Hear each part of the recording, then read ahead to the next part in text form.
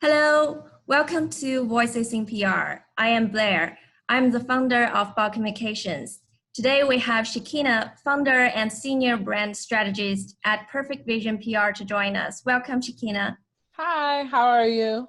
I'm good, how are you? I'm good. So actually, I didn't know anything about PR when I was going to school. I was actually a part of the Miss America organization, and I was working with Miss Brooklyn as the media trainer, and their PR person actually asked me to assist her in her company. And then I learned a lot about what PR was hands-on. And then a few years later, I decided to just break it on my own and do my own PR company.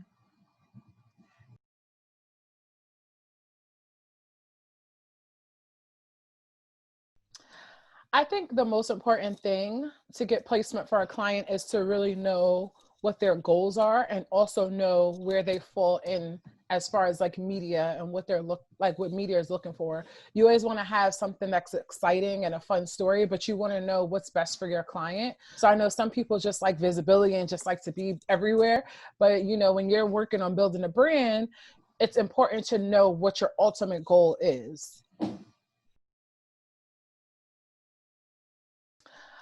I would say getting a client like on a major TV show or getting them a major interview. That's something I'm proud of. I had clients in like Self Magazine and different magazines like that with different features. So I would say each one, because I deal with fashion and beauty and pageants. So each client is multifaceted and has something different and special. Like I have a client who's a fitness model and runs their own fitness brand. So it was fun to get her in a fitness magazine, but then it was also fun to finally help her like launch her brand and get her different celebrity clients and connect her with different companies to help with her branding as well. So I am a former pageant girl. So I had local titles in the Miss New York USA and the Miss Georgia USA systems, as well as the Perfect system. I had an international title. So it's a lot of, they always say that pageants are like a sport because it's a lot of training that people just don't see. And then you just see these women show up on stage with like nice bodies and, you know, they look beautiful, but you don't see the things that go on behind the scenes, like the interviewing skills and just their ability to be able to give back to their community. That's one reason I love the Miss America organization, is because it's about scholarship and service. Like, yes, she can be beautiful, but we want to make sure that these are women that are going to serve the community in their title and when they're no longer having that title as well. So there's a lot that goes into that. And I think it's something that every young woman can benefit from. From my knowledge, most of the women that have been the most successful are former pageant girls. You think about like Oprah, Beyonce, Rihanna, even like Barbara Walters, she's a former pageant girl as well. So it's just certain skills that you get from being a pageant girl that can translate into every area of your life.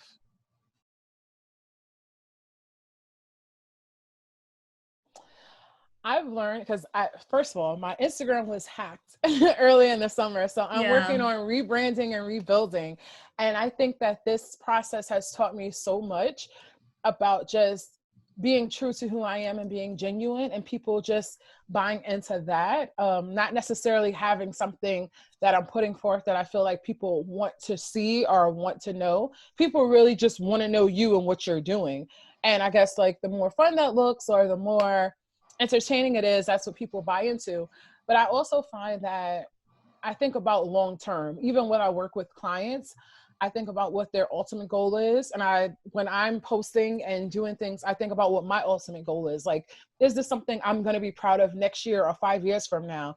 Is this something that like a client can look at, even though this is my personal and like my influencer side of my social media, but is it something that my clients would want to be connected with? So I think about those things when I post and when I build certain relationships and post for certain brands.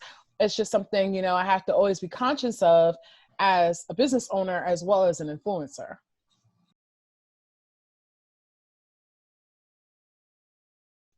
So one thing that I go over with my clients is looking at their like engagement. So you look at the days that people engage with you most, you look at the times that they engage with you most, and you also look at what people like.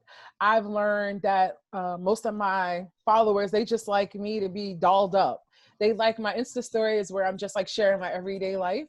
But on my posts, they like for me to look glamorous and to look like I'm living a life in New York City.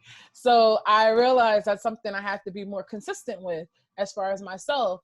But then I look at a different client. I have a client who's a stylist and an image consultant, and her followers like when she's on site and she's styling someone or and she's doing makeup and she's just looking fabulous, but looking fabulous with her client. So just knowing what works for your followers, but also keeping in mind who you are. I wouldn't say I swear, but one thing I do think that everyone should have is a content calendar. It makes life that much easier to plan things out. I'm a planner. I have to-do lists forever. I still have a paper planner.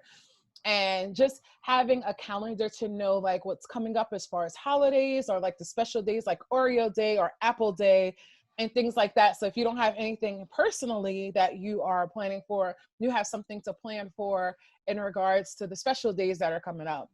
So just having those things and to have something to work through. And then it also matches with if you have, say, like a eyelash brand that I'm working with and they want me to post for like Black Friday, I can make that work with the things that I have already scheduled. So I can just put that in and make sure that like different campaigns don't overlap as well. So you want to make sure that you read everything that the campaign wants, you have everything detailed and itemized, and just go from there.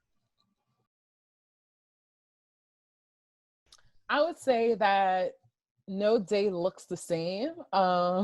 Like today, for instance, I woke up, I exercised, I was on the phone with clients, I was reading through my emails, I was going through all those things. I made sure that everyone has everything that they post that they need to post for the holiday season. I also got a couple things from different opportunities for them, so I emailed those things out. Then I went and got a mani-pedi because it's a holiday and I just wanted a mani-pedi. So I did that for myself and now I'm talking to you. So like no day kind of looks the same. I do start every day with some form of like quiet time, even if it's just like meditation or like prayer or even like a quick stretch or exercise or like affirmations. I try to start with that. And then I kind of dive in, depending on what my schedule is. I kind of dive into my emails and just get into that.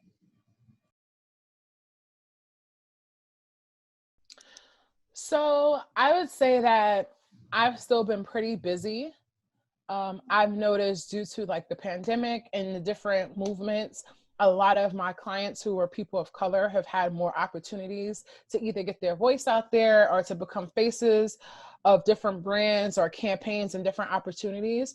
So I haven't personally been affected financially by the pandemic, but I am very aware that it has affected a lot of people. So I would say that I'm very, very, very blessed to just be doing what I do and doing what I love and just having like a season of increase. It's been really, really good.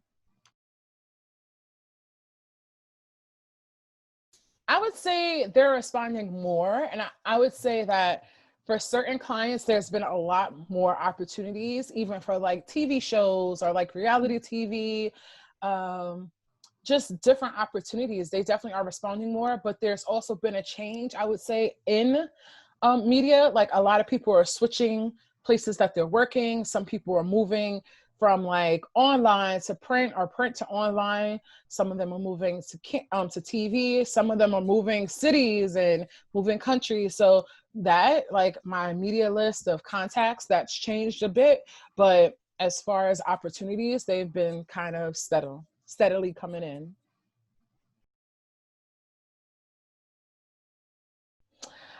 I would say if you're new to PR, one, make sure that you can write very well. Make sure that you have thick skin.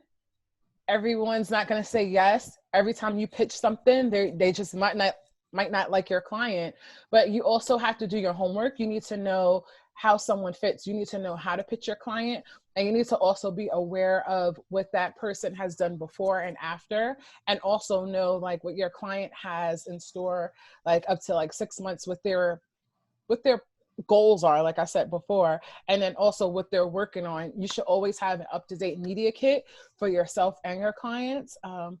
Just stay the course. Like, don't get discouraged from how things may be, and sometimes people can be short and court with you, but you need to make sure that you just stay focused on your goal, but also always be willing to learn.